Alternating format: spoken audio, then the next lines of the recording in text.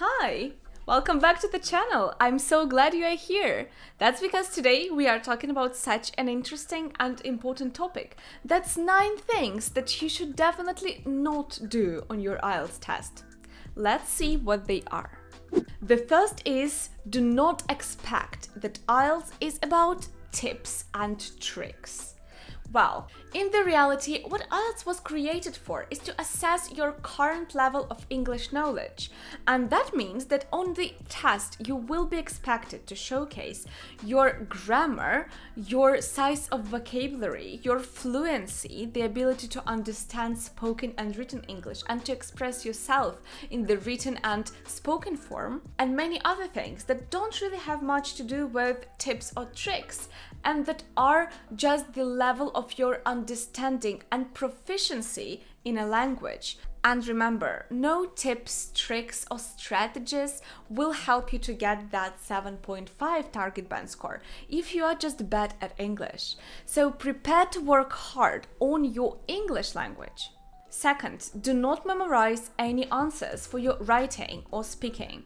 Because in speaking, for instance, so many people think that to do well, you should remember and keep in your memory some phrases and even long sentences and even super long paragraphs to impress the examiner and to show how interesting and beautiful your speech is.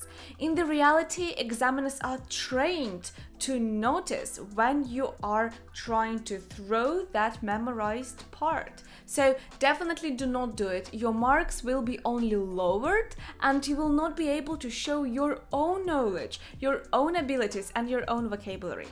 The third thing is that just don't worry about examiners' opinions. Again, when it comes to the speaking test, I was surprised how many students told me that you can only do well on your speaking if your examiner agrees with you. They don't care whether your arguments on your speaking are right or wrong and whether they agree with them or not. No one cares what exactly you say. They care how you say that. They pay attention to your pronunciation, your grammar, your structure of ideas, your vocabulary, how fluent you are. They don't care about your ideas as such because you may not agree with them, but it doesn't make you any less proficient and fluent in English. Do not insert a lot of big words. Now, there is a common misconception that you must use as many complex, sophisticated, humongous words in your writing and speaking to impress examiners. Again, trying to impress someone.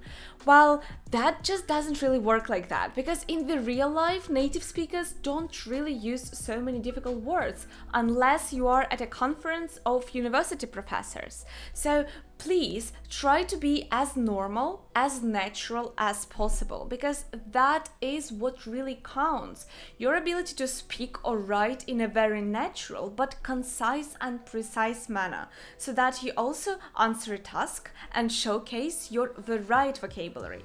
And if you try to use complex words that you don't fully understand, you risk of being a fool who just throws in words without even knowing their meaning. And contextual meaning of words might be very, very different. So please, unless you're 100% sure what a specific word means and that it really fits this sentence, just do not use it. You will be safer. Do not show off your grammar. This is really connected to the previous point because here what I'm trying to say is that many candidates feel that they need to show how amazing their grammar is to examiners. While there is no point in using future perfect continuous tense when you're talking about your past, right? Again, the danger here is trying to use grammar that you're not 100% sure about, and this leads to you losing control of a sentence. Think about the tense you want to use and assess whether it is perfectly appropriate for this particular task, sentence, or paragraph. And better learn functional vocabulary for emphasizing, contradicting ideas, and showcasing your opinions, because that is what really matters on speaking and writing. 6. Don't say nothing. While this seems like a very obvious piece of advice, many people are surprisingly prone to saying nothing and remaining silent when they don't know a specific answer to a question. Maybe that's because their teachers used to criticize them or scold if they could not answer clearly. I don't know, but on IELTS you're not expected to give a perfect answer to any question because you're not expected to be an expert.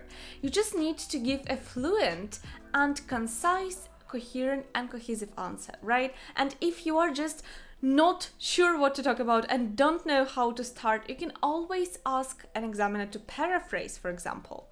If you don't know what a particular word means or what the examiner asks you to do, it is always acceptable to say, well, honestly, I don't have much knowledge about this, but I think.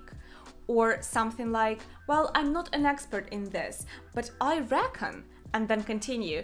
That is perfectly okay if you say this, and just don't be anxious or afraid that you don't know something. If you hear a word that is unknown to you, then you're also able to ask the examiner to paraphrase or clarify something and say something like, excuse me, can you please repeat that question maybe in a slightly different manner?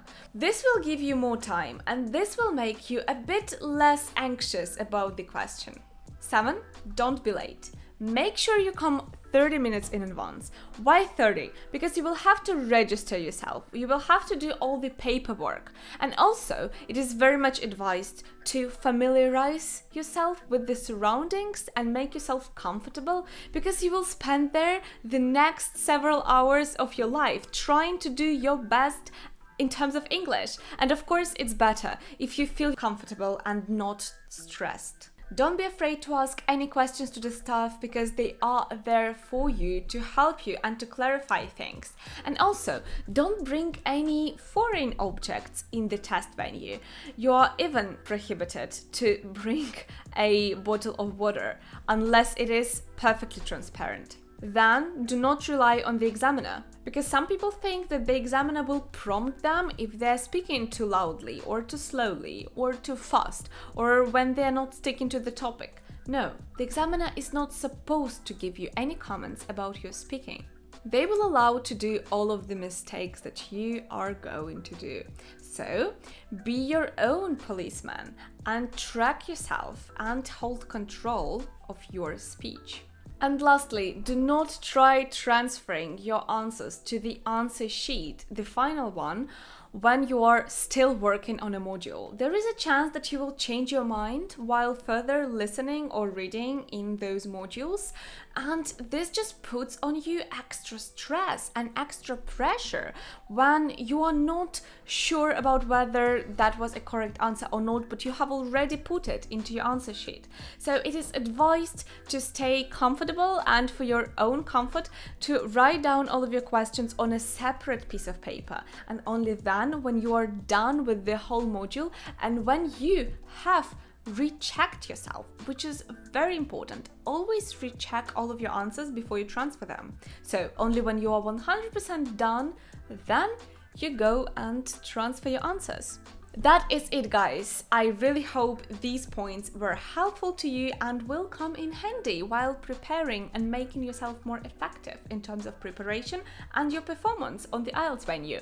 If you want to know how to successfully move abroad with IELTS, definitely check out that video there where I talk about my personal experience and in general what you have to do step by step to get your dream job abroad or get accepted to a dream university abroad. Thank you so much for being here with me today. I will be very happy if you decide to leave a like for me or even subscribe. And as always, I will be delighted to see you again here. Ciao!